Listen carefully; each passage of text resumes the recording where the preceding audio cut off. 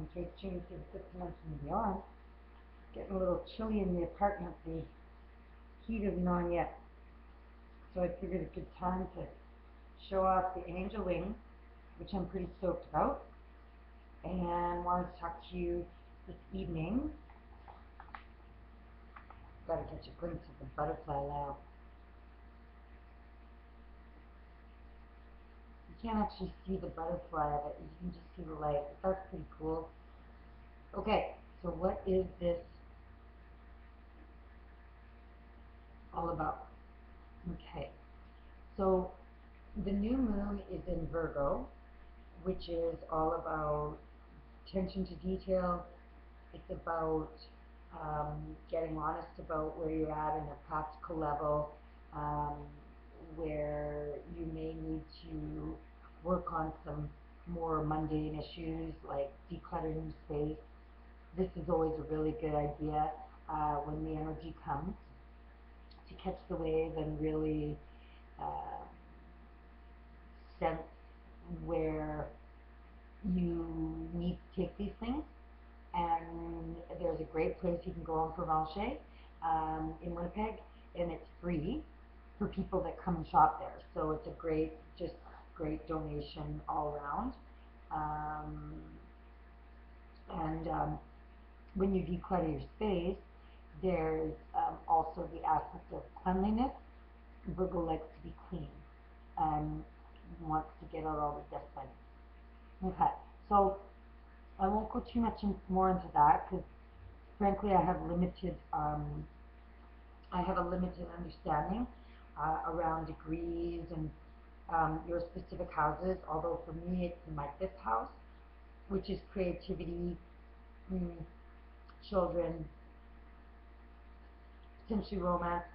But it's not necessarily in the way that, all of a sudden a big project comes forward. This is a new moon. So this is starting something that was something that may have been on the back burner, but for the most part, it's a bit of a new departure because it's an eclipse. So it gives it that much more energy when everything is aligned. Okay, so it's with Pisces, and Neptune is in Pisces, and that's figuring strongly right now. So there's great healing, room for imagination, room to grow your seeds of a more higher version, higher self, with that deep healing. So eclipses tend to be a little freakazoid. They tend to be a little bit over the top. So we want to make sure that with Neptune that we're not checking out, we're not going into down addictive holes or patterns around more of our wounded healer, which is also Chiron.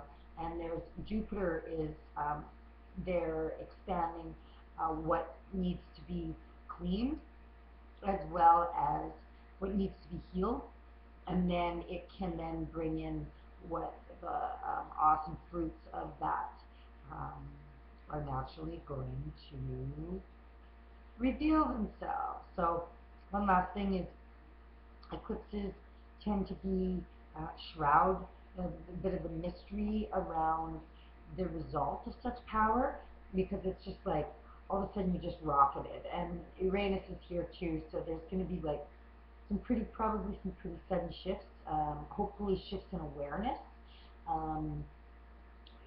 for sure, in the real world shifts as well, like the right people coming on, depending on what house it's in.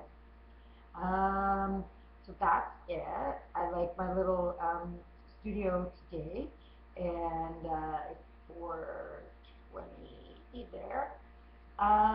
Yeah, what else can I say other than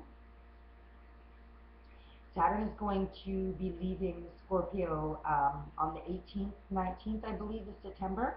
So this has been a long haul. It'll go into Sag, more high mind. We are going to get a lot of healing energy over the next little while. So both the healing for the collective and the healing for the individual. Walk through the portal, and you will find yourself in a better situation around time and space. I guarantee.